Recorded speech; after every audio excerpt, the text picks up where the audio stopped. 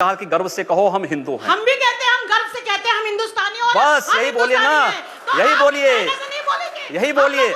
हम लोग यही इसी बात को कहते हैं कि गर्व से कहिए हम हिंदुस्तानी हैं। आपके कहने से नहीं बोलेंगे, हम लोगों की आत्मा कहती है, इसीलिए कह रहे हैं।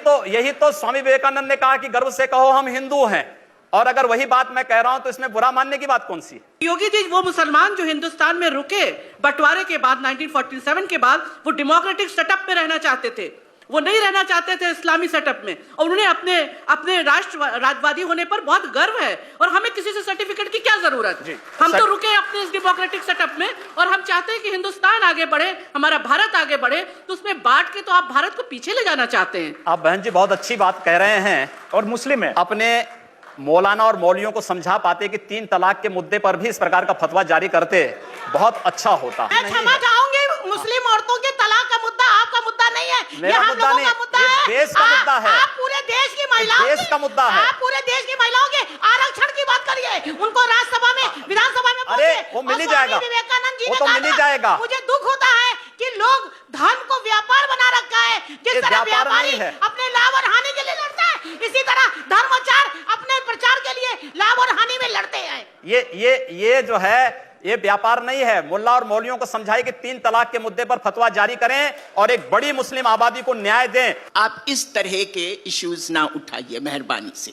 ये वो वक्त आ गया है कि आप देखें कि मुसलमान, औरतों का क्या मुद्दा, मुसलमान खुद मर्द भी एजुकेशन में कितने पीछे है। ये बात उन दलों को समझानी चाहिए जो मुसलमानों को केवल आजादी के बाद वोट बैंक बना करके रख दिए हैं। योगी जी से मैं सहमत हूं कि आप जो सवाल इनको कह रही हैं, ये उठाएं मुसलमानों की गरीबी, गुर्बत, और इसकी बात, वहां जो पार्टियां जो मुसलमानों को सदियों से, दशकों से वोट बैंक समझती है, वो पार्टियां भी वहां मुसलमानों के सिर्फ वोट बैंक समझती है, उनके विकास की बात कम करती है। चुनाव में रमजान के मौके पर, ईद के मौके पर टोपी लगाकर मुसलमानों के साथ तस्वीरें खिंचवाते नेता भी मुसलमानों का भला नहीं करते हैं।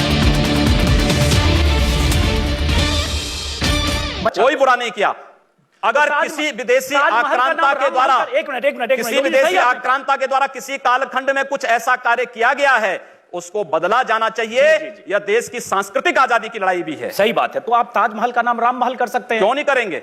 कर देंगे, बिल्कुल किया जाना चाहिए। आवश्यकता है तो किया जाना चाहिए। चलेगा। तो जो मुमताज महल के लिए शाहजहां ने ताजमहल बनाया, उसको जांच का विषय है, चर्चा करिए ना इस पर कभी खुले मंच पर। अच्छा, तो इसका मतलब जो भी पुरानी विरासत है, अगर कहीं लाल कोई विरासत नहीं, कुतुब मीनार जो देश के हित में होगा, हमें वह कदम सख्ती के साथ उठाना चाहिए, बिना सोच, बिना लौंग लपेट के, बिना संकोच के। तो जो देश के हित में, देश की सुरक्षा के हित में है, आने वाली पीढ़ी के भविष्य के हित में, हमें वो कदम उठाने में कोई संकोच नहीं करना चाहिए। तो योगी जी, आप ये मानते हैं, आप थोड़ा गुस्से में हैं, तो मैं कोई गुस्सा नहीं हूं।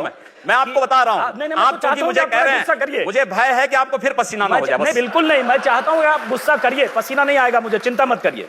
मैं ये कह रहा हूं कि इसका मतलब हुआ कि आप देश के हित में मतलब मानते हैं, जो 20-22% मुस्लिम आबादी है वो देश हित के खिलाफ है, उनको हाशिए पर रखकर आप अपना देश, अपनी दुनिया। आप कभी गोरखपुर आएंगे ना, वहां मुसलमान जब पीड़ित होता है तो वह कहीं और नहीं जाता, वो मेरे पास ही आता है, कहता साहब देखो फलाना गुंडा उसके पास कोई विकल्प परेशान कर रहा है।